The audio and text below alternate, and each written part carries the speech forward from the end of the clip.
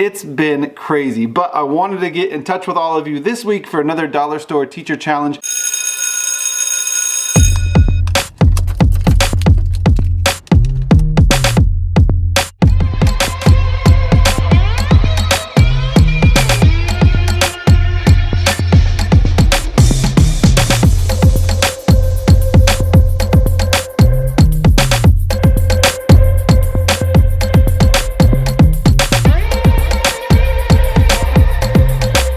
Welcome back to the vlog. I know it's been a few days, and for that I apologize, but here we are.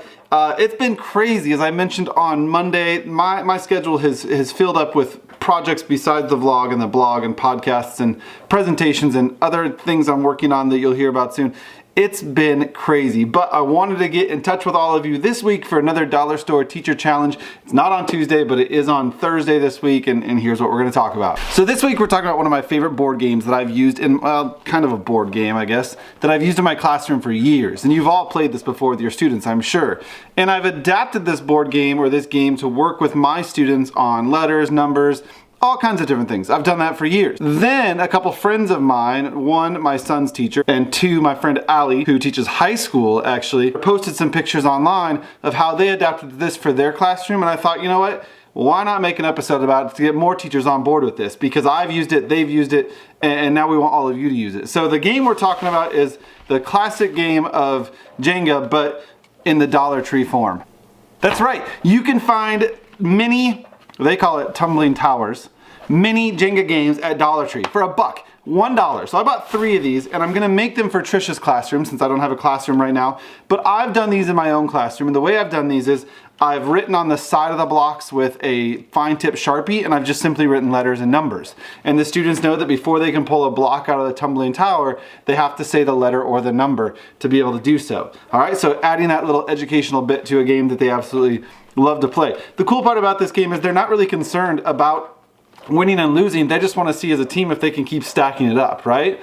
These blocks, I will say, are great for other activities, STEM building activities, bridges and buildings and all kinds of stuff. But I want to talk about how we've used it besides just letters and numbers, because other people, like I said, have sent me pictures or posted pictures, and then I took it a step further with some of Trisha's activities too. So here's a picture from my son's teacher, Mrs. Gianna Eber. So there you go. In those pictures, you can see that she's done a couple different games. One of them being a trick word practice. So just like I did letters and numbers, the kids are pulling out the blocks and they have to read the trick word. Now, I've done it a little bit different. Mine is they have to read it on the side of the block before they pull it out and then stack it up. So that way they have to do something before pulling the block out. Hers was they pull the block out, then they read the word. Same Jenga rules, just adapted for her classroom.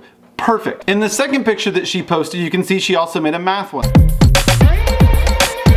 And so on the top of the block or the bottom of the block, same thing, same Jenga rules. They pull a block out, they have to solve the math problem.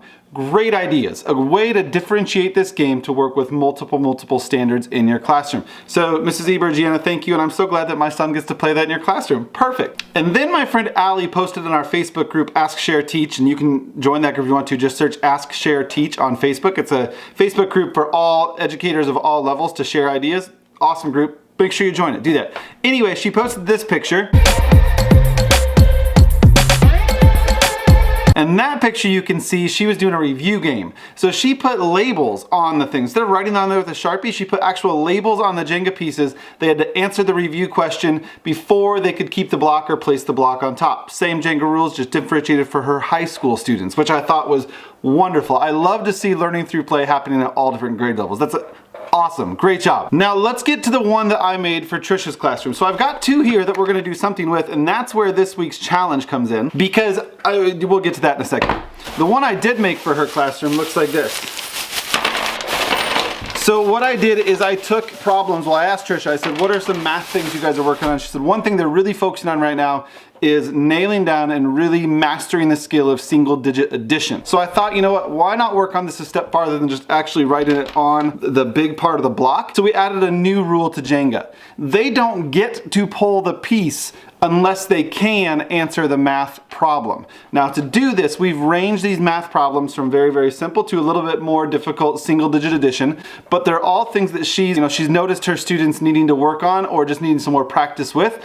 And you know, it's a game. All the kids can help each other. That's one thing I've learned about games with this, is I know some people are gonna say, well, what if the child can't answer the math problem? Well, you know, kids learn more from each other than they do from us any day. So let them help each other out, because if my neighbor has told me what the answer is to that math problem, my brain has now connected that math problem with that answer, and I am learning. So I never say, oh, no, you don't get to pull the block. They just have to find a problem they can answer. So what we did to add that extra step to this is we took a very fine tip Sharpie and we wrote the problems on the side of the block. Just like that. So you can see that this block says 9 plus 8. So as the tower is stacked up, the students would have to know the answer to 9 plus 8, and then we've added the self-checking portion to this, because we don't want the kids just to guess and then wonder if they're right or wrong, because then when they pull that block out, the answer is written right on top. So it's immediate feedback, self-checking of that problem they just had to solve. Love that idea. So this is what the game looks like.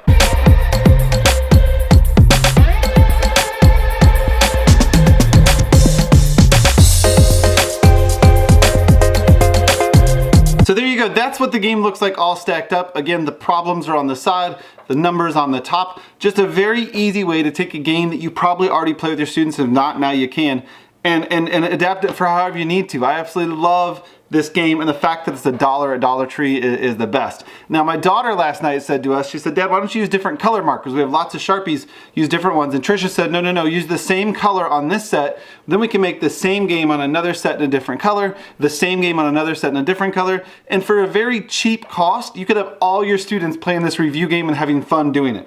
Now when I say review game, my son played this last night with me. He's in 2nd grade, as I mentioned. He absolutely loved it. One of the things in 2nd grade that they do every night, or their monthly homework routines, is to practice simple math facts, and that's great. He's got his math facts down, he's nailing them, he's whipping through flashcards super quickly, but he's a boy and he likes to run around, and there are times where he does not like to, sorry Mrs. Eber, sit down and do his flashcards. But last night, he asked me if we could practice his math facts because he knew he got to play Jenga doing it. Great way to get kids working on simple skills that other times they might not really want to, but now there's a game involved and they can do it. So there you go. That's this week's challenge, and now I've got a challenge for all of you. So I want to know another way that you could take these games and make them into something else, and I'll do that for Trisha's room. We'll adapt it for her 2nd grade class. The rule is you cannot do one that I've already mentioned: letters, numbers, story review problems, math problems, or trick words. See what else you can come up with. That's our challenge to you this week. Let's see what you got, and we'll see you guys in the vlog soon. Thanks.